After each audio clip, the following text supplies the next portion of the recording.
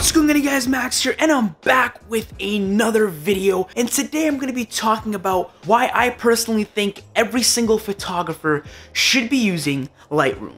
Roll that intro.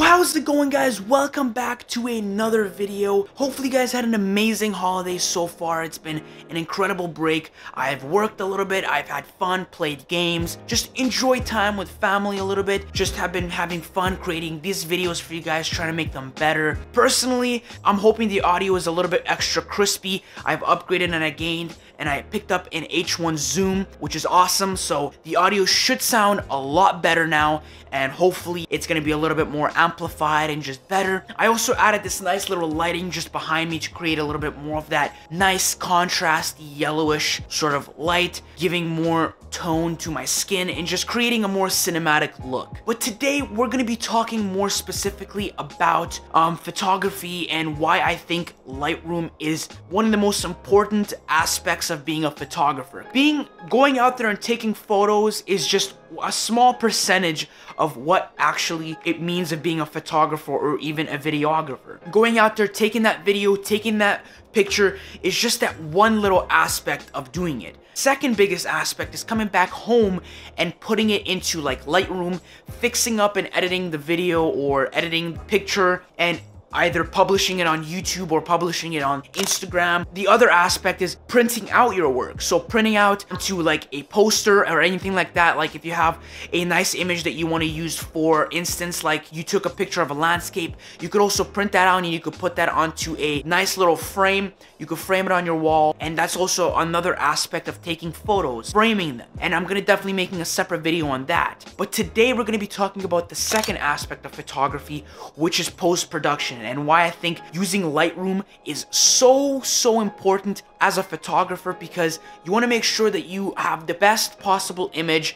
that you can have, especially if you do this for money, if you're creating a project, if you're going out for a shoot, if you're creating an Instagram picture. You want to make sure that you have a very nice and greatly produced image, because you want to make sure that you edit the picture correctly, adding enough color, doing contrast and everything like that. And today I'm going to be showing you guys exactly why I think Lightroom one of the best things that a photographer can have. Okay, so Lightroom is pretty much the photographer's sort of storage. Lightroom is a great way to store libraries. You could save your images onto a folder. It's like sort of like this catalog. So Lightroom works in catalogs. So when you create a brand new catalog, you can edit as many photos as you want. It's not Photoshop where you have to open up one file, you create a photo, you export it, then if you want to use another folder or another file, you have to create another one. Lightroom works in catalogs. So you open a catalog, it creates a folder. That folder can house as many photos as you want, which is awesome, which means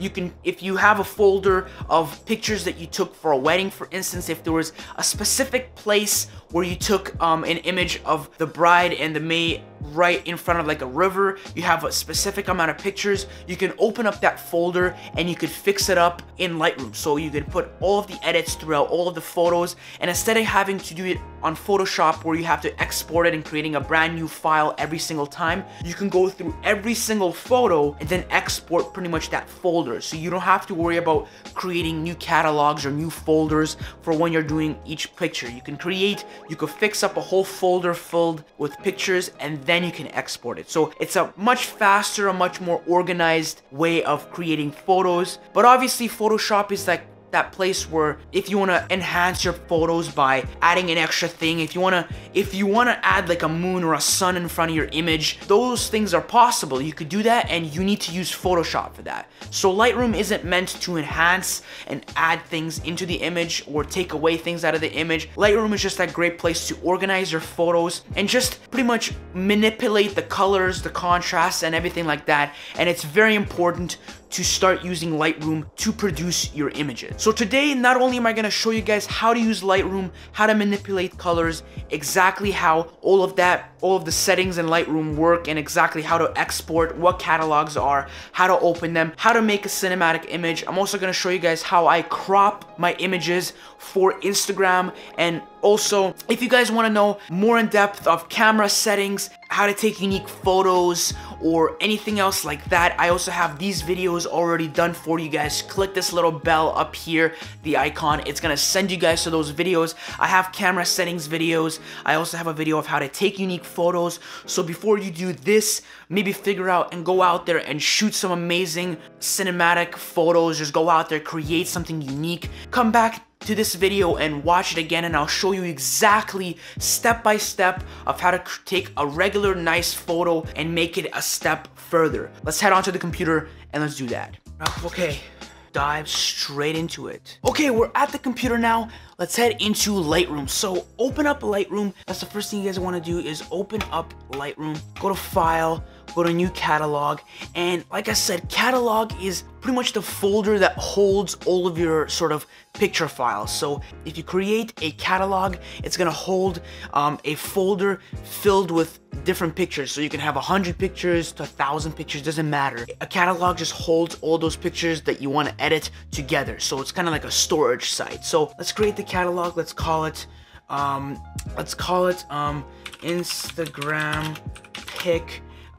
pic 15. So I pretty much call all of the Instagram pictures that I upload for now Instagram pic whatever number, because usually if I name a file, it's usually way too long. So what I do is just I quickly name my file Instagram pic for now. For now I just name it like that. Eventually I'm going to actually name them by whatever the picture is. If it's like a picture of a computer, I'm gonna name it picture of a computer for Instagram. But so be your catalog name, it can't be too long, it has to be a pretty short name. So for instance, Instagram pic 15. Let's create that. Now Lightroom is opening the catalog. So the first page that you're going to be on while it's loading is a thing called library. And pretty much what library is it's pretty much the place where it's going to store every single photo that you have. So the first thing you guys are going to see is this page right here. Choose where you stored your pictures, which is actually on the third storage D. Let's go to this folder right here. Let's go to December. Let's go on the 29th. And these are the pictures that I took on the 29th of December, which was yesterday. These are all the pictures that I took. Now let's choose one of these pictures. Which one do we want to choose? As you can see, it gives you an array of pictures that was in that folder. What you can do is you can press this button down here called import. You import all of the photos that you had selected there into your library. And pretty much now what you can do is you could choose any of these photos, any of these. For instance, let's say I like this picture right here. So let's click on that. So you pretty much have a preview of what the picture actually looks like right now. So here's the picture. Now let's open up here. As you can see, we're in library. So if you use a scroll wheel up and down, you can go through every single photo that is in your folder. So whatever folder you selected, whatever photos you have in there, you can quickly transition between each one of them and you can edit them. Let me choose the photo that I want. Which one looks nice? I like this photo a lot, but I feel like it's a little too blurry. This photo looks nice. So as soon as you chose a photo that you want, go to develop. So press the develop tab, and right here it just brings up on the left side. You see the presets tab. You see the presets, the snapshots, history. That is pretty much where you keep all of the compartments for your picture. So you could put Lightroom presets. If you have presets already done for your picture, that you can pop onto your picture to change the way it looks from a push of a button. So I'm gonna do a separate video on how to do that eventually. Then we also got history. This is what you've already done to your picture. So if you added some exposures, some clarity, some vibrance, and it'll show that in the history. So if you want to eliminate that eventually, or if you want to remember, if you left your photo and then you come back to it and you're like, what did I change a day ago? What did I change? Because this picture just looks a little too dark. And then you go to your history and you see that you changed the exposure way too much, and then you know exactly what you need to change again to bring it back to what it was before. So that's what history does, essentially. So that side covered. Let's go to the right side, pretty much the side that all of the editing comes. So the first tool you see here is where you see all this temperature, exposure, contrast, highlights, shadows, whites, blacks, the clarity, vibrance, and saturation. So the tone is the first thing that you want to tweak. tone is the first thing you want to do. So this picture, the first thing, exposure. Obviously exposure, it pretty much changes the way how bright or how dark, like just the exposure of the image. Personally, I like it. I like the image to just be a little bit extra exposed, just so we could add more contrast. And this is what contrast does. Let's bring the contrast up and down. So contrast kind of just darkens a lot of the parts. So I really like having my images very contrasty. So this is a really cool look, but when you have it under contrasted, it just looks disgusting. So always remember to have your contrast at least past 0. So let's actually bring this contrast up. I think contrast times 40 looks very, very nice. That actually looks really good. That looks perfect. Now exposure is tweaked, contrast is tweaked. Now the highlights just brings up sort of like if your image has, like, if there's a bright light, as you can see here in the background, I have a light. If you bring up the highlights, it's gonna bring the brightness of this light here. So the brightest part of your image or your video is gonna be, the higher you put the highlights, the brighter will the actual bright part of your image get, which kind of sounds weird. And same thing with the shadow. The darkest part of your image just essentially get darker, and you kind of exaggerate the darkness, which I actually like it. I like it. So let's just bring don't like how the coffee beans are getting too dark, so let's bring the shadows just a little bit up, bring them just a tad, so -20 seems good. Highlights, I like to keep them a little bit down so we can actually go into the negatives as well. Whites just controls the whites, how bright and dark the whites get. Personally, this photo, the whites can stay a little bit down. The blacks, honestly, I want to bring the blacks up a little bit because I want to be able to see the detail in the coffee beans, because the coffee beans are very dark, and when you bring the blacks way down, you can't even see the coffee beans. So let's make sure we keep the blacks up. The clarity, so this essentially just puts more detail and sharpness into your image. So I do this pretty much for every image I do. I put almost all the way up to 100. This just looks disgusting. When you bring it all the way up, it just looks great. I love that. The detail on the coffee beans, if we zoom in here, just looks amazing. Like, look at the detail. If you bring it back to 0, if you bring it back to the original 0, like, it's just kind of washed out, no details at all. A lot of times if you have a regular portrait, you just want to bring up the details a little bit. You could bring it up to like 50 and it does the job well. But for a picture like this, going all the way to 100, look at all the details it added. Then now you could tweak a little bit of the shadows a little bit more, adding a little bit more details into the coffee beans. You could zoom in, you could zoom out, so you could add a lot of detail into your photos, but just by doing this. Now let's go on to the vibrance. When you bring the vibrance up and down, that just changes the colors, so the vibrance of the image. So for instance, in this image, we have the teal and orange look, because that's just the natural colors, the teal and orange. So if I bring the vibrance all the way up, it just changes the actual image, and it brings out the teal and the orange the most out of that. So honestly, I would not bring it to 100, I would bring it, if you bring the set of the vibrance all the way down, obviously it takes away the color, as well as the saturation. It's literally the exact same thing. For instance, let's just bring the vibrance back to normal. The saturation sort of, it's kind of like the highlights and the shadows. It's like the saturation is more of the shadows of the actual of the colors. Vibrance is sort of like just the highlights of all the colors. So as you can see here, if we bring the vibrance all the way up, all of the orange and all of the teal go up in color. If you bring down the saturation,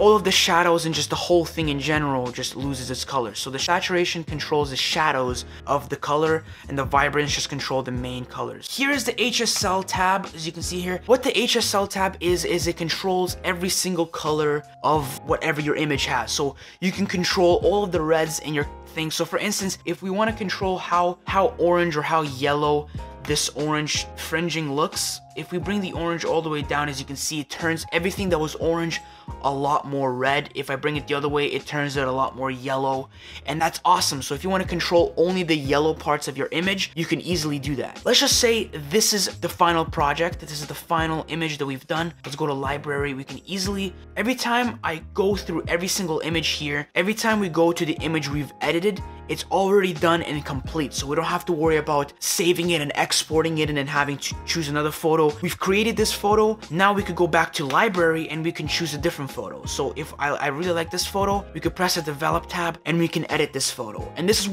pretty much what I'm trying to say, that really nice and quick, sort of organized editing fashion. So now if I want to edit this photo, I can easily go back up and I can edit this photo. I can edit everything I want in this photo. And as you can see, let's just say this is the final product. This is what I want. all we have to do is just go back to library and choose the next photo. It's literally that simple. As you can see, this photo is the one that we edited before, that we just edited, and obviously then there's the other photo that we edited. So it's all saved. That's the beauty of Lightroom. You can edit photos and then they automatically save. That's just the beauty of Lightroom, and I love Lightroom for this. So, and everything is seamless, works perfectly fine, and if you want to export this image, you just go to File and Export, and that's literally all you have to do. The workflow is quick, organized, simple, and you don't have to export and create new files over and over again, and it's just a whole mess when you have to use Photoshop for regular images if you just want to tweak colors, and it's just simple. So anyways, hopefully you guys enjoyed today's video. Hopefully you learned something new. That's the whole point of this video. Hopefully you photographers out there now understand how important Lightroom is and just how much your photos can improve. So if you've ever taken photos where you just took the photo and you're like, this just looks so bad, I'm such a bad photographer, don't worry. All of your favorite photographers, they don't just take a photo straight out of the camera and they post it online. They never do that. All of them always put it either into Lightroom or Photoshop. They always tweak their photos. So if you're always wondering how they make the photo just look like it has so much color in it, it has so much nice contrast, it's like what lens or what camera did they use? It just looks so amazing. Really, all they did was they would put it into Lightroom and they obviously edited the footage or the image and they created something amazing. So happy holidays, guys. I can't wait for 2018. Let's see what 2018 has to behold. Anyways, that'll be it for me. I'll see you guys next year. Peace out.